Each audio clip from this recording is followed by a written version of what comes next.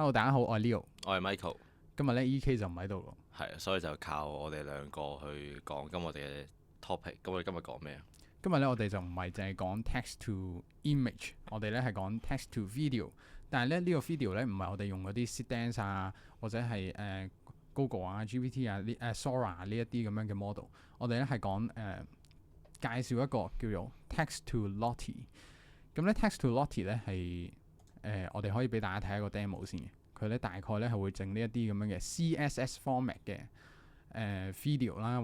More exactly 咧係叫animation 啦。譬如咧好似 Apple 咧，你啱啱買部電話翻嚟啊，或者啱啱買部機翻嚟咧，你會見到個 hello 啊，咁咧佢都可以 recreate 到。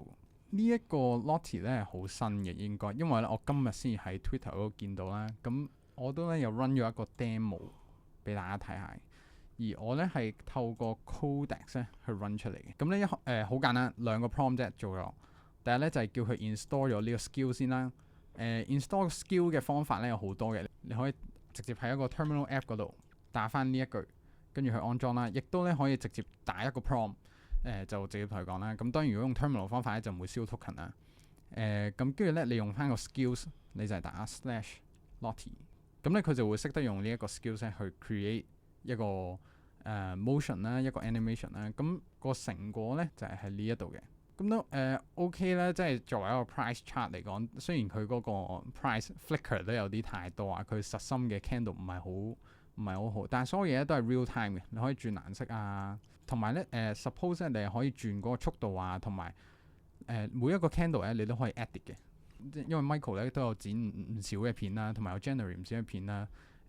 我覺得可能如果你作為一個剪片嘅人，或者係你想呢一個 website 嗰度有一啲簡單嘅 motion 嘅話咧，Lottie 咧係一個唔錯嘅選擇嚟嘅。我見啱啱呢一個都係好似係就咁用一個 prompt 就可以有啱啱嗰個 result 啫，係咪？係啊，冇錯。因為我之前我都有試過喺 Cloud Code 嗰度去剪片，咁我嗰時咧就係楞咗呢一個 hyperframes 同埋 remotion 嘅。咁我自己覺得最後個 result 其實都 OK 嘅。hyperframe 嘅話係一個HeyGen 整出嚟嘅一個都係用做一啲HTML、CSS 或者係 JS 即係 JSON 整出嚟嘅一啲 animation 嘅 app 啦。我自己咧就冇乜點用過 HeyGen 或者冇用hyperframes 嘅，但係咧我見咧 Codex 入面咧佢自己都有得裝呢一個 hyperframes。你自己有冇用過 hyperframes 啊 Michael？我之前有用過，其實我係之前試過 test 過，就自己拍咗一條片，咁我就諗住喺入面再加啲 motion graphics 咁樣嗰啲嘅，咁可能譬如有啲 card 咁樣嘅形式咁樣 show 出嚟。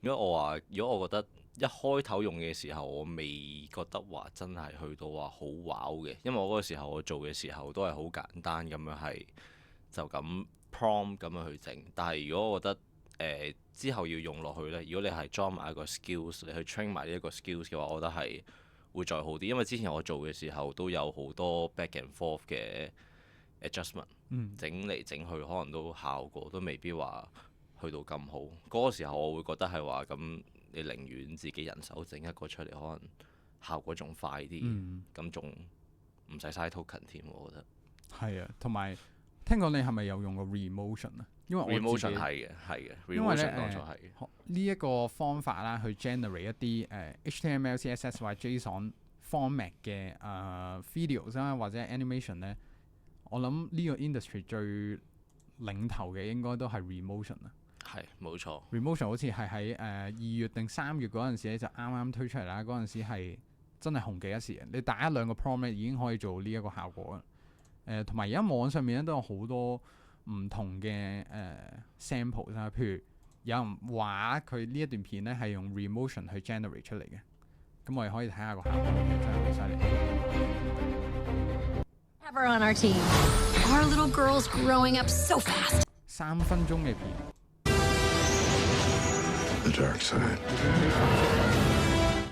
佢啲 framing 啊，佢每過一段片嘅時候嗰個animation 啊，都係其實咁樣你已經 generate 到一段片可以擺上 YouTube 啊，或者係唔同嘅已經 frame 到唔同，你仲要完全唔使 show 自己個樣出嚟。係。當然啦，我諗佢呢一個佢話咧就係佢係用 Codex 加 remotion 咧去整出嚟啊。但係 from 我嘅 experience，可能我打嗰啲 prompt 冇咁靚啦，我做到嘅咧最多都係咁樣效果嘅啫。係即係我整出嚟嘅時候咧，好多時候都係會有啲炒車啊。譬如你見到佢請欣賞呢一個咧十部國係一個內地嘅一個叫博主咁樣嘅人啦，佢 po 出嚟咧，佢係你見到個效果係冇咁好嘅，佢都係做10個 video 嘅。我諗佢應該係用一啲最 basic 最簡單嘅方法。其實一開頭我覺得最比較 beginner friendly 啲嘅玩法，其實係加字幕啊，可能係有啲 title 啊，可以喺左上角或者咁樣 show 出嚟嘅。但係如果你話要去到啲嘢真係好wow啊，喐嚟喐去咁樣嗰啲，我覺得時間上面係應該要再用翻多啲嘅。未必話去到一個 prompt 就可以整到晒咯，我覺得。係，譬如我頭先用做 Lottie 呢一個啦，我都唔可以做到100%好似我喺 Twitter 嗰度睇到嗰一個效果嘅。同埋佢都係用 Codex， 我見到咧佢都係用 Codex 嘅GPT 5.5 model 啦。咁可能佢用嘅 thinking 係用 high 啦，因為我自己用 thinking 嘅時候咧，我係用 medium 啦。咁所以都好 depends on 你用咩 model， 即係譬如可能你用個 DeepSeek 或者 Minimax 嘅話，咁佢就唔知會 generate 咗啲乜嘢出嚟。係啦，都 depends on 你用咩 skills 擺落去。咁我哋頭先講到嘅全部一啲 skills 啊或者 plugin 啦，都可以咧喺呢一度咧揾到嘅。可以喺 Codex 入面自己嘅 plugin store 入面咧，可以直接揾到嘅。咁你直接撳 install plugin 咧，真係 one click 咧就已經可以搞掂晒㗎。咁今日呢一個 sharing 咧就係咁多先。如果想睇更加多skills 或者想更多video editing 嘅 video 嘅話咧，就記得留意啦。係，我哋今集就講下呢一個 hyperframe 同埋 remotion 大概可以做到啲咩啦。咁如果大家都想要睇下究竟真係如果認真去用 remotion 點樣可以剪到一條片，或者可以加到啲 motion graphics 咁樣嗰啲嘅話，咁大家可以喺下面留言，咁我之後可以拍一條實測，咁可以大家睇下最後個效果係點樣嘅。好，拜拜。拜拜。